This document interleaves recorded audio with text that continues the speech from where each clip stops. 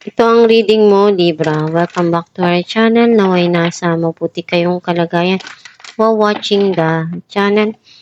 Sa general reading, kayo nang bahalang magpalit ng situation nyo sa reading ko.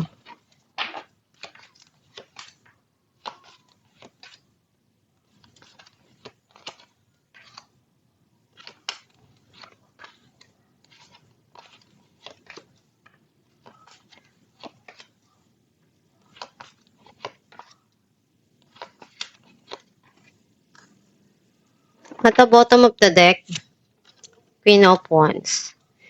I feel like ang nasa-sense ko na energy mo, andun yung passion mo sa mga ginagawa mo, sa mga pangarap mo. And gagawin mo yung makakaya mo to achieve your goal, your dreams.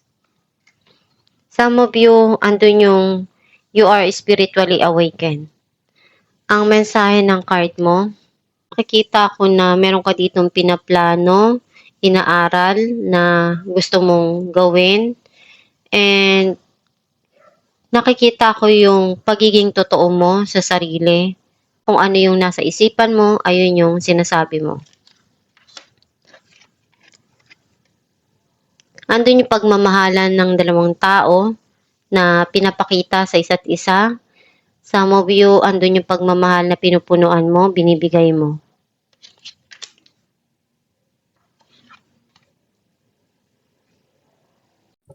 Doon yun meron kang mahirap na pinagdidesisyonan dito na pinagdadaanan mo. And marami kang kailangan na ikonsidera bago ka magdesisyon. Some of you, marami kang pinagdaanan na nahirapan ka dun na makawala. Pero na-overcome mo yun.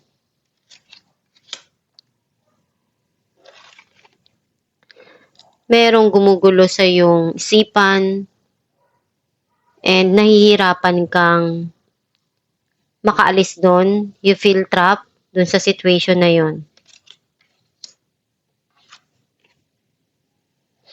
May darating dito na communication, clarity, or ikaw yung magpapaliwanag sa isang tao kung ano yung nilalaman ng isipan mo.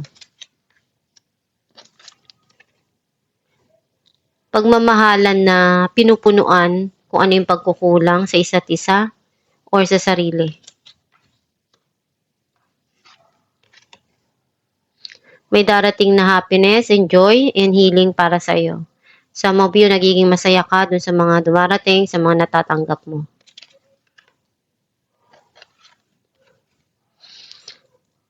Meron ka ditong susubukan or meron kang tinatakbuhan. Clarify natin ang Page of Swords. The High Priestess and Justice. You keep it to yourself kung ano yung gusto mong makuha na justice. And nagiging totoo ka lang sa mga nararamdaman mo. And andun yung may mga inaalam, inaaral ka dito. Clarify natin ang Two of Swords. The Chariot and Three of Swords. Marami kang natutunan doon sa nangyari sa'yo na nasaktan ka ng sobra-sobra. You feel broken inside. You still in pain inside. Pero na-overcome mo yun. Yung mga na-experience mo, yung mga natutunan mo doon, malaki yung naging tulong nun para makawala ka doon. Clarify natin ang Knight of Swords. Nine of Swords and Two of Cups. You feel sad sometimes kapag naiisip o naalala mo. Kasi minahal mo yung tao.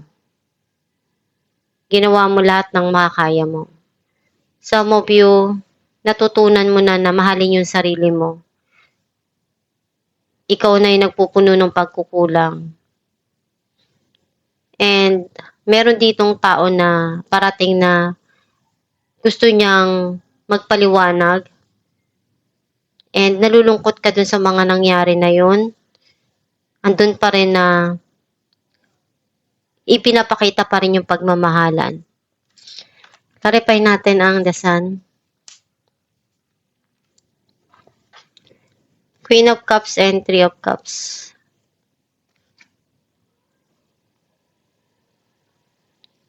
Meron ditong celebration na darating and magiging masaya ka. I-enjoy mo tong moment na to. Makikita mo yung pagmamahalan and nandun yung nagsishine ka eh. Sa movie, pwedeng mayroong reunion or reconciliation na magiging masaya ka. Clarify natin the Lovers. King of Wands and Nine of Cups. Ibibigay kung ano yung gustong-gusto mo.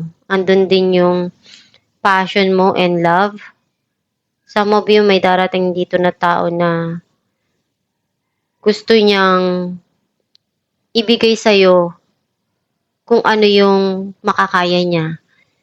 Yung pagmamahal, yung sa tingin niya magiging masaya ka. Clarify natin ang Eight of Swords.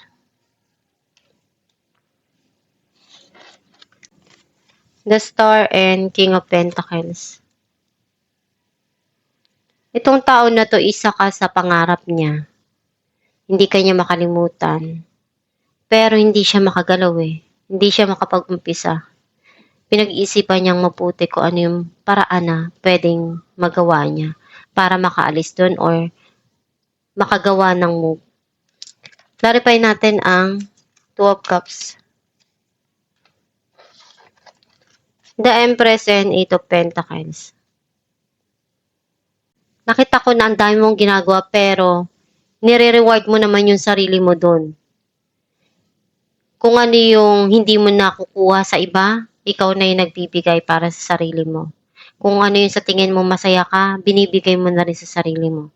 Some of you, nakita ko na andun yung pagmamahalan ng dalawang tao na ibigay sa isa't isa kung ano yung deserve nyo. Clarify natin ang Seven of Swords.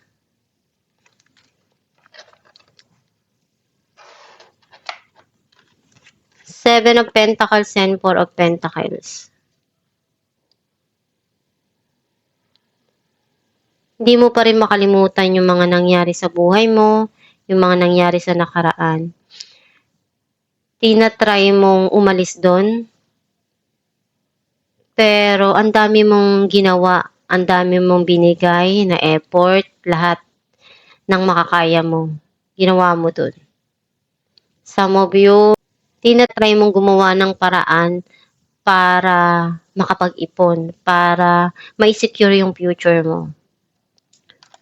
Alamin natin ang mensahe ng iyong gabay. What do you desire? You now have the opportunity to write the script according to your heart's true desires. Once you clearly decide upon your true desires and know that you're ready and deserving of them, they will rush into your life as if by magic. Ang mensahe ng iyong gabay na ano yung gusto ng puso mo, yun yung sundin mo. And nasa iyo yung desisyon, nasa iyo yung paraan para magtagumpay. Kung ano yung mga dumarating sa buhay mo, kung ano yung binibigay na opportunity sa'yo, ikaw lang yung makakagawa ng paraan para magtagumpay sa buhay. Kung ano yung desisyon mo, kung ano yung nasa puso mo, iyon yung sundin mo. As long na masaya ka doon at wala kang nasasagasaan, wala kang nagagawang masama, ipagpatuloy mo lang yon and magdasal ka lang palagi para magabayan ka ng Diyos, ng universe, at ng gabay mo sa mga gagawin mo, sa mga pangarap mo. And pagsumikapan mo lang palagi para magtagumpay ka sa buhay. At itong yung reading Libra, kung nakaresonate ka, kindly comment down below. Thank you for watching.